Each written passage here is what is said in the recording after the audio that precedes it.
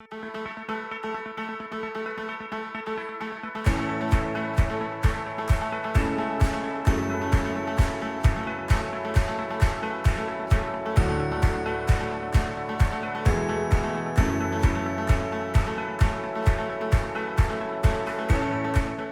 name is Shawn Huglin. I am a sport dietitian with the U.S. Olympic and Paralympic Committee.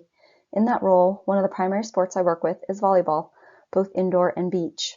I will share some of my ideas regarding nutrition habits important to volleyball, as well as strategies to improve those habits.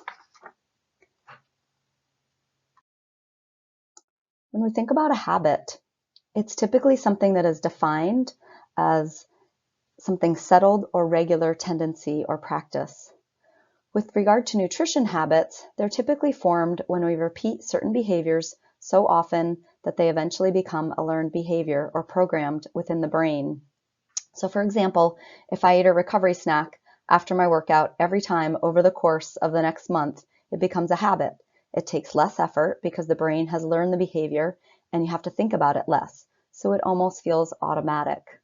So once we form that behavior, then we can utilize that brain to focus on some other things and we don't have to pay attention to it as much.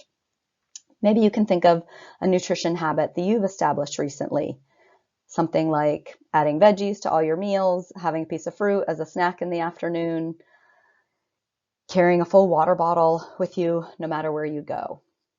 If you haven't formed any habits recently, then maybe now is the time to try that out.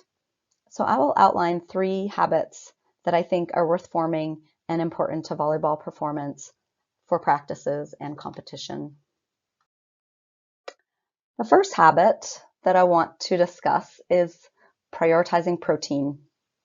All nutrients, carbohydrates, fats, and protein are important to performance and recovery. However, there are a few key reasons that make this an important habit with regard to volleyball. So protein provides the building blocks for muscles and other tissues like tendons, ligaments, and bones, and allows them to grow.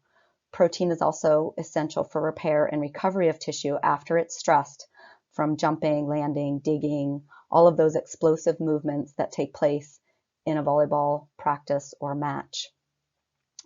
When muscles and tissues are strong, they're capable of performing those quick and explosive movements over and over again. If they're not as strong, they can break down and it takes them longer to recover.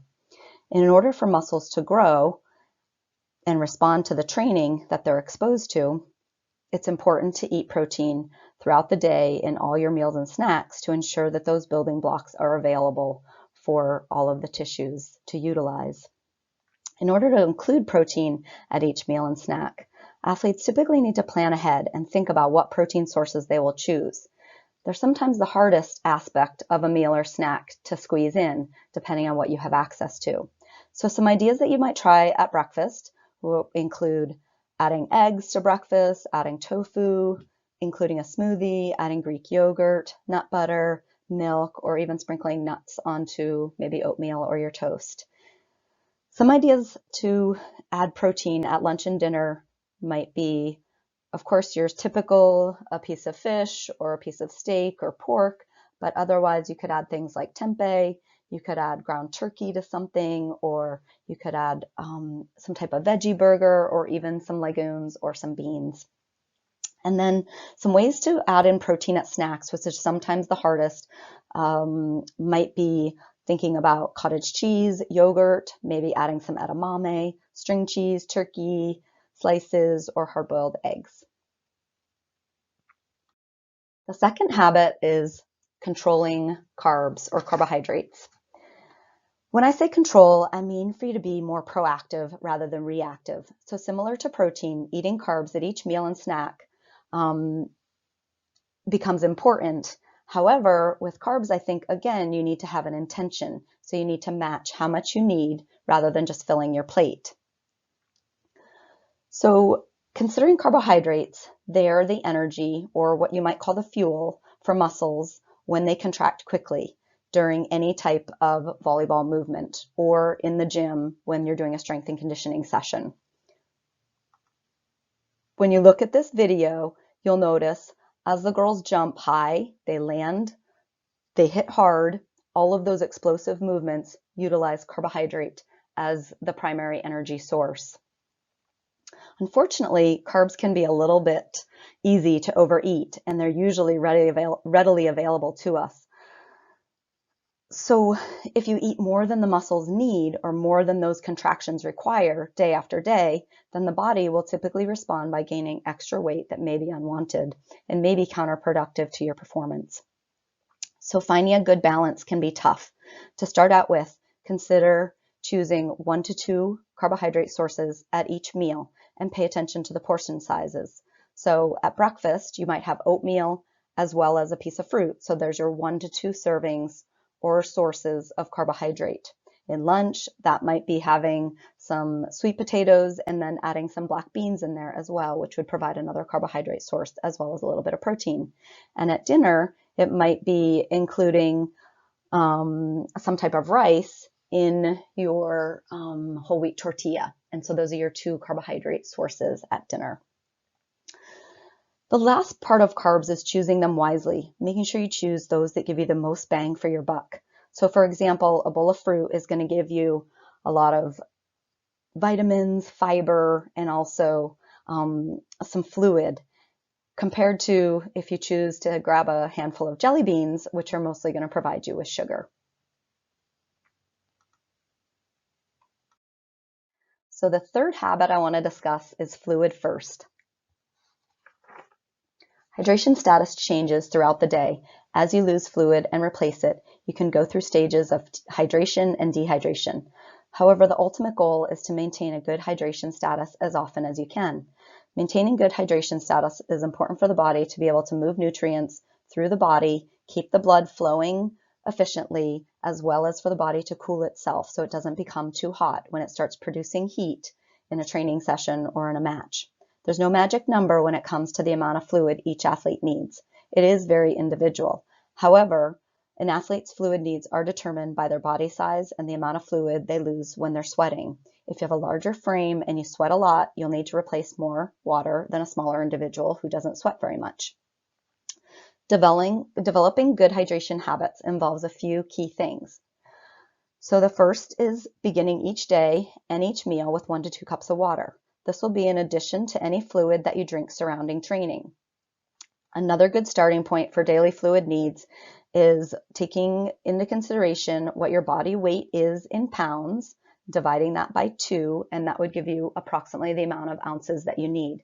Again, you're going to add in fluid beyond that for any type of training fluid needs or competition fluid needs. So for example, if you weigh 150 pounds and you divide that by 2, you have 75 ounces of fluid for that day. And that might look like about 2 40-ounce hydro flasks. Hydrated cells are happy cells. So when a cell is happy, it's ready to work, like perform a muscle contraction. It's also ready to refill with nutrients.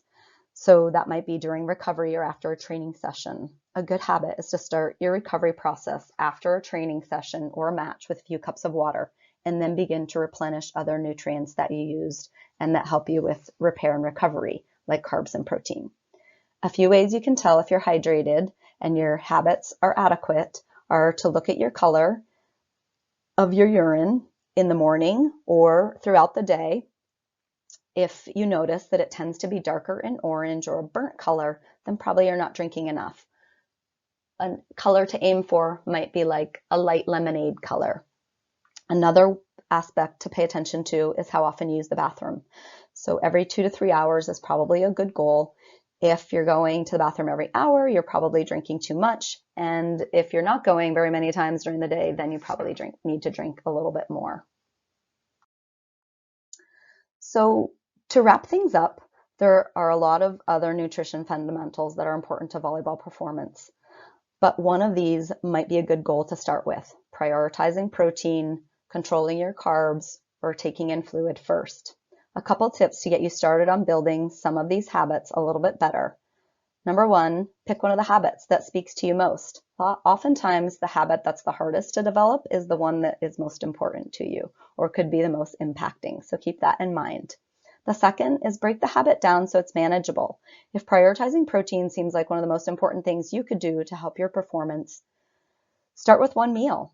make sure that you add protein to breakfast every day this week and see how that goes and see if you can build that as a habit. And if that becomes successful, then consider doing that at lunch next or at your snacks, which might be the more challenging one.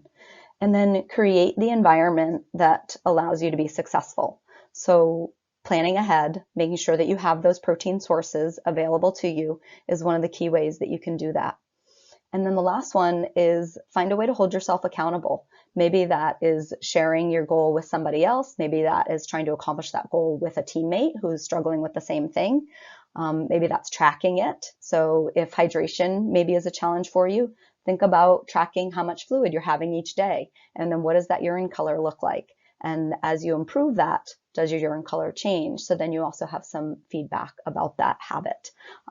So the ideal goal then is that these things become habits. We can pay attention to them a little bit less, and we can focus on some other volleyball habits. Thank you for taking the time to listen.